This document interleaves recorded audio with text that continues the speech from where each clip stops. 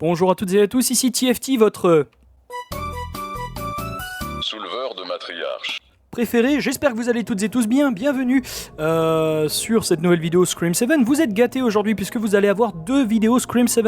La première que vous êtes présentement en train de regarder va parler de l'introduction théorique de Scream 7 qui aurait fuité de nouveau. Mais encore une fois, théorie, leak potentiel, etc. Vous connaissez le panneau, bien évidemment. La marmotte est là pour vous le rappeler, bien évidemment. Donc, premier point, donc, comme je le disais, ça sera le seul point de cette vidéo, le gros leak de la scène d'intro. Rappelons la situation, si vous le voulez bien, parce que quand même, ça fait quelques mois que j'en ai pas parlé. Nous sommes il y a quelques mois de cela, et je vous avais donc parlé d'une scène d'introduction inhérente à la saga Scream, c'est-à-dire qu'à chaque fois, il y a une introduction de la sorte dans les films Scream, soit une personne se fait très souvent tuer, soit attaquée et blessée mortellement, dans le cas de, bien sûr, de Tara dans Scream 2022.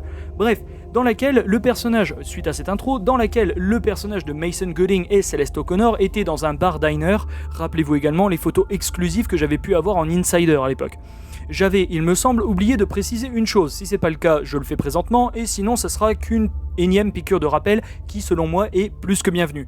Je vous avais dit qu'il était censé être, c'est-à-dire le scénario était censé être que le personnage de Celeste O'Connor se faisait tuer lors de l'introduction et que Chad se faisait blesser très mortellement, oui, encore, je vous vois venir, par Ghostface, et par la suite, il est évacué à l'hôpital. Sauf que c'est là que la sœur de Chad, Mindy, du coup, Mindy Mix Martin, vient le voir à l'hôpital et que Chad, entre deux râles, entre deux souffles de douleur, lui dit qu'un Ghostface l'a attaqué lui et du coup qu'il a perdu le personnage joué par Celeste O'Connor. Donc malheureusement, le personnage s'est fait tuer.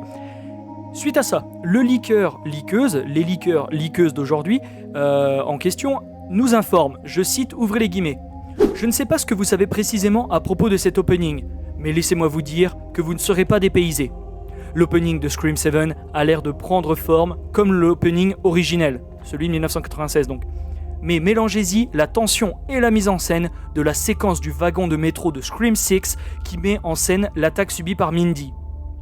On aura donc une scène bien plus claustrophobe, ce qui la rend plus tendue. Ça laisse l'audience au bord de son siège avant la révélation / apparition de Ghostface. Fermez les guillemets, fin de citation. Attention toutefois, ça ne veut pas dire que cette scène va être un copier-coller, mais plutôt la tension qui ressort de cette scène. Oui, note de moi au montage.